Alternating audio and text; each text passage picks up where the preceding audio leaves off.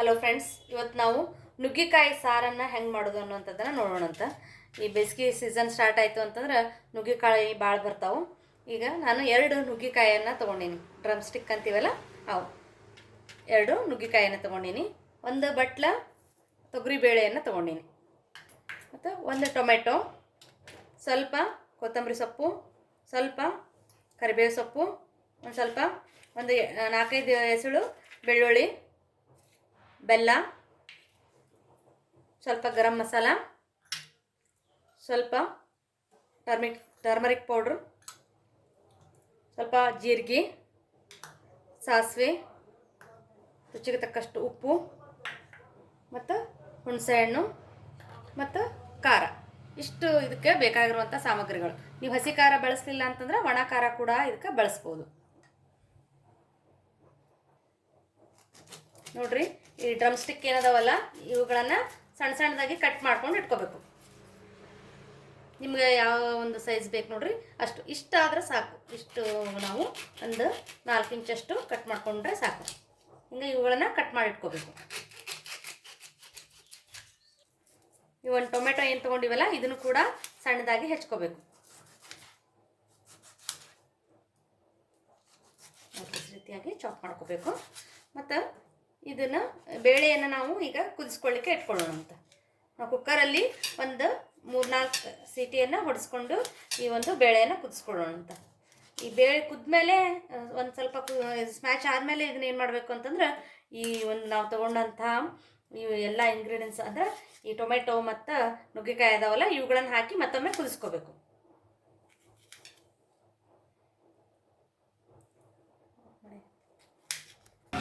ನೋಡ್ರಿ, ಇಷ್ಟು ಈ ಬೇಳೆ ಕುತ್ತಂದ್ರೆ ಇದಕ್ಕೆ ನಾವು ಈಗಾಗಲೇ ಹೆಚ್ಚಿಟ್ಕೊಂಡಂಥ ಟೊಮೆಟೊ ಏನಿದೆಯಲ್ಲ ಈ ಟೊಮೆಟೊನ ಹಾಕಬೇಕು. ಮತ್ತು ನುಗ್ಗಿಕಾಯಿ ಏನು ಹೆಚ್ಚಿಟ್ಕೊಂಡಿವಲ್ಲ ತೊಳೆದು ಹೆಚ್ಚಿಟ್ಕೊಂಡಂಥ ನುಗ್ಗಿಕಾಯಿಗಳೇನದಾವಲ್ಲ ಇವುಗಳನ್ನು ಹಾಕಬೇಕು. ಹಾಕಿ 2 ವಿಸಿಲನ್ನು ಹೊಡಿಸ್ಕೋಬೇಕು. 2 ವಿಸಿಲ್ ಹೊಡಿಸ್ಕೊಂಡ್ವಿ ಅಂತಂದ್ರೆ ಈ ನುಗ್ಗಿಕಾಯಿ ಮತ್ತು ಈ ಟೊಮೆಟೊ 2 ಕುದಿತಾವೆ.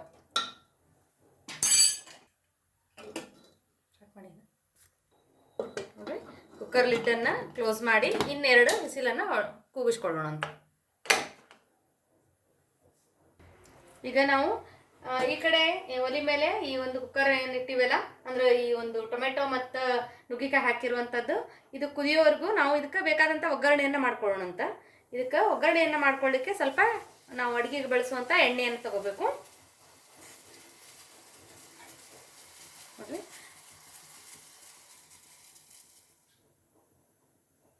ಒಂದು 2 ಸ್ಪೂನು ಎಣ್ಣೆಯನ್ನು ಹಾಕೋರಿ.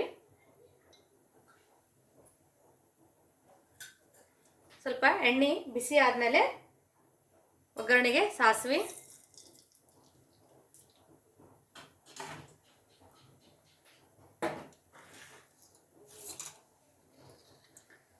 ಸ್ವಲ್ಪ ಚಟಪಟ ಆದಮೇಲೆ ನಾವು ತೊಗೊಂಡಂಥ ಒಂದು ಜೀರಿಗೆ ಏನದಾವಲ್ಲ ಇವುಗಳನ್ನು ಸ್ವಲ್ಪ ಹಾಕ್ರಿ.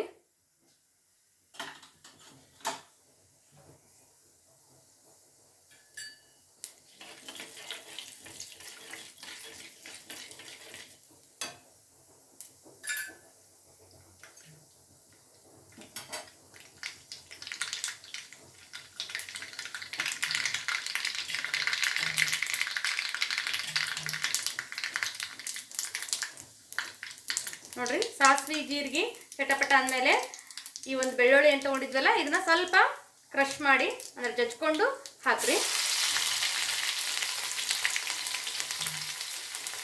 ಈ ಬೆಳ್ಳುಳ್ಳಿ ಸ್ವಲ್ಪ ಹುರಿದ್ಮೇಲೆ ಇದಕ್ಕೆ ನಾವು ತೊಗೊಂಡಂಥ ಕರಿಬೇವನ್ನು ಕೂಡ ಹಾಕ್ರಿ.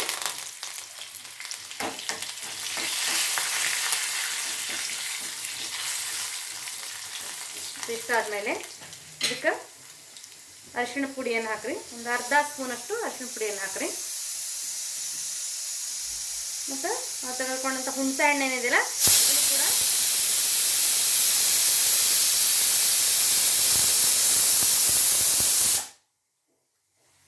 ಈ ಹುಣಸೆ ಹಣ್ಣನ್ನು ಕಿವುಚ್ಕೊಂಡು ಇದ್ರದ್ದು ನೀರು ಏನಿರ್ತೈತಲ್ಲ ಇದನ್ನು ಕೂಡ ಹಾಕೋರಿ.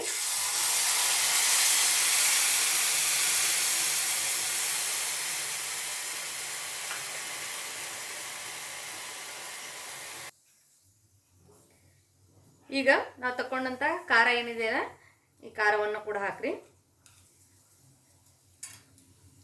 ಹಾಗೆ ರುಚಿಗೆ ತಕ್ಕಷ್ಟು ಉಪ್ಪು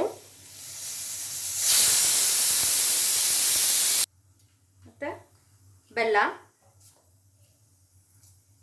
ತೊಗೊಂಡಂಥ ಮಸಾಲೆ ಪೌಡರಿಂದ ಈ ಮಸಾಲೆ ಪೌಡರ್ ಕೂಡ ಹಾಕ್ರಿ. ಹಾಕಿ ಸ್ವಲ್ಪ ನೀರನ್ನು ಹಾಕಿ ಇದು ಕೂಡ ಚೆನ್ನಾಗಿ ಕುದಿ ಬರಬೇಕು.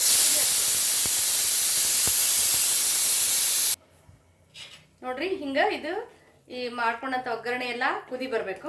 ಒಂದು ಸ್ವಲ್ಪ ಹೊತ್ತು ಕುದಿಸಿದ್ರಿ ಅಂತಂದ್ರೆ ಇದರ ಏನಂತಂದ್ರೆ ಹುಣಸೆ ಹಣ್ಣು ಬೆಲ್ಲ ಎಲ್ಲ ಹಾಕಿರ್ತೀವಲ್ಲ ಇದು ಸರಿಯಾಗಿ ಮಿಕ್ಸ್ ಆಗ್ತೈತಿ. ಹಾಗೆಯೇ ಈ ಕಡೆ ನಾವು 2 ವಿಸಿಲನ್ನು ಕೂಗಿಸ್ಕೊಂಡು ಇಲ್ಲಿ ನೋಡ್ರಿ ಈ ರೀತಿಯಾಗಿ ಬೆಂದವು. ಇದು ನಾವು ತಗೊಂಡಂಥ ಒಂದು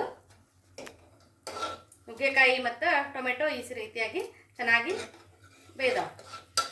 ಇದಕ್ಕೆ ಈ ಒಗ್ಗರಣೆನ ಹಾಕಬೇಕು.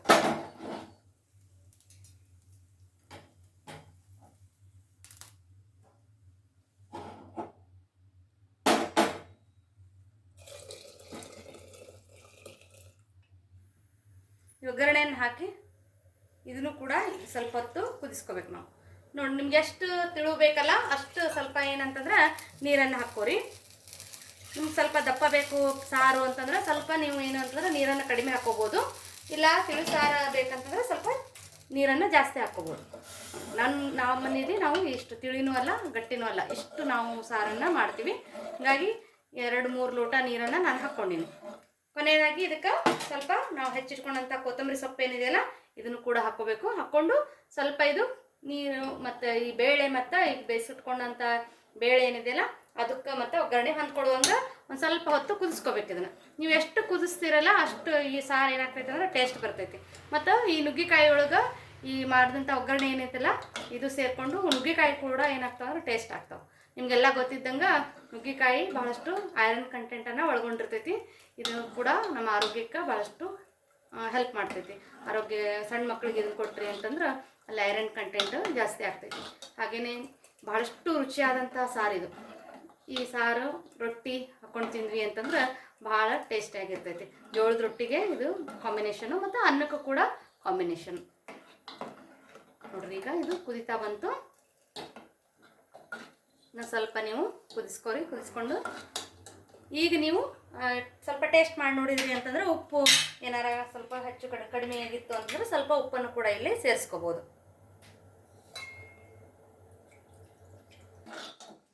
ನೋಡ್ರಿ ರುಚಿಕರವಾದಂಥ ಈ ಒಂದು ನುಗ್ಗೆಕಾಯಿ ಸಾರು ರೆಡಿ ಆಯಿತು. ಫ್ರೆಂಡ್ಸ್ ನೀವು ಕೂಡ ಈ ನುಗ್ಗೆಕಾಯಿ ಸಾರನ್ನು ಮಾಡಿ ಹೆಂಗಾಗಿತ್ತು ಅನ್ನುವಂಥದ್ದನ್ನು ಕಮೆಂಟ್ ಸೆಕ್ಷನಲ್ಲಿ ಹಾಕ್ರಿ. ಧನ್ಯವಾದಗಳು.